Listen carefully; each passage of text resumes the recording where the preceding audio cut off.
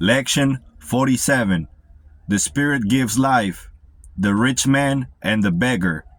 And when they were come down from the mount, one of his disciples asked him, Master, if a man keep not all these commandments, shall he enter into life? And he said, The law is good in the letter, without the Spirit is dead, but the Spirit makes the letter alive. Take heed that you obey from the heart and in the spirit of love all the commandments which I have given unto you. It has been written, Thou shalt not kill. But I say unto you, if any hate and desire to slay, they are guilty of the law. Yeah, if they cause hurt or torture to any innocent creature, they are guilty. But if they kill to put an end to suffering which cannot be healed, they are not guilty, if they do it quickly and in love. It hath been said, Thou shalt not steal.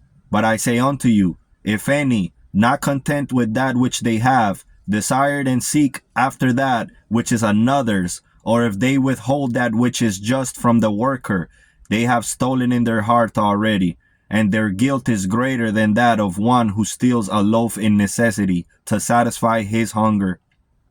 Again, you have been told, Thou shalt not commit adultery. But I say unto you, if a man or woman join together in marriage with unhealthy bodies and beget unhealthy offspring, they are guilty, even though they have not taken their neighbor's spouse. And if any have not taken a woman who belongs to another, but desire in their heart and seek after her, they have committed adultery already in spirit.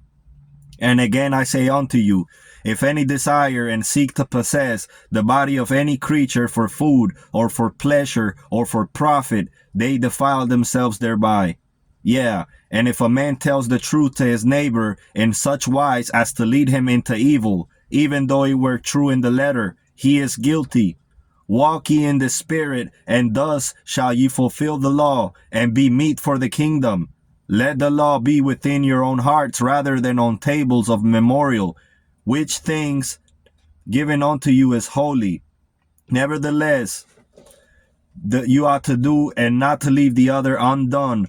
For the law which I have given to you is holy, just, and good. And blessed are all they who obey and walk therein. God is spirit, and they who worship God must worship him in spirit and in truth at all times and in all places. And he spake this parable unto them who were rich, saying, There was a certain rich man, which was clothed in purple and fine linen, and fared sumptuously every day. And there was a certain beggar named Lazarus, which was laid at his gate, full of sores, and desiring to be fed with the crumbs which fell from the rich man's table. Moreover, the dogs came and licked his sore. And it came to pass that the beggar died, and was carried by the angels into Abraham's bosom. The rich man also died, and was buried with great pomp. And in Hades he lifted up his eyes, being in torment, and seeing Abraham afar off, and Lazarus in his bosom.